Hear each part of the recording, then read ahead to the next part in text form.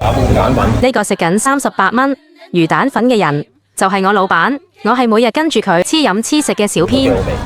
老闆今日要帶隊猶太汽車商會去皇崗口岸參加萬人壓力測試，親力親為嘅老闆，我嘅好榜樣。你做完我就唔使做啦，終於可以出發啦！好期待睇到新皇崗口岸。係咪 ？Let's go！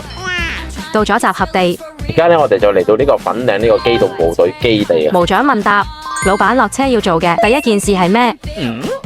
冇錯，就係 social。小編就係人形相機，幾百尺嘅場地，行咗成萬幾步。有冇人數下老闆總共同咗幾多個人打招呼？頭先我哋左手邊嗰兩行咧就已經出發咗啦。咁我哋呢一行咧就會1點鐘出發。老闆開車，我坐車。然而小編都有自己的專車司機了。而家過咗呢條橋啦，咁啊皇崗口岸嗰度有新大樓啦。順利抵達新皇崗口岸大樓。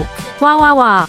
新皇崗口岸真係好壯觀。而家我哋就揸車過關，接受完檢查，再兜多圈，返到啱啱個停車場。我哋要再集合埋咧，就再行多一次。又返嚟啦，新皇崗口岸。我哋啱啱測試完落客，我哋停留咗20秒，係咪 OK 噶啦？咁我哋而家就過海關啦。今次係阿 Sir 帶隊進入口岸，到大樓入邊啦，好多人啊！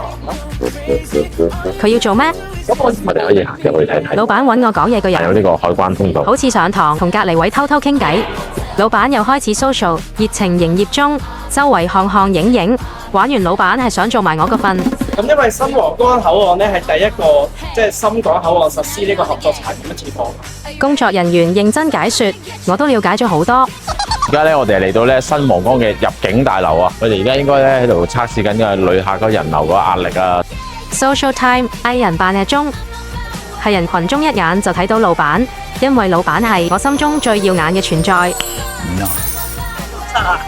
感受啊，都老闆仲係一個激動嘅狀態，我幫佢總結下，總之就係好大、好壯觀、好方便、好快速。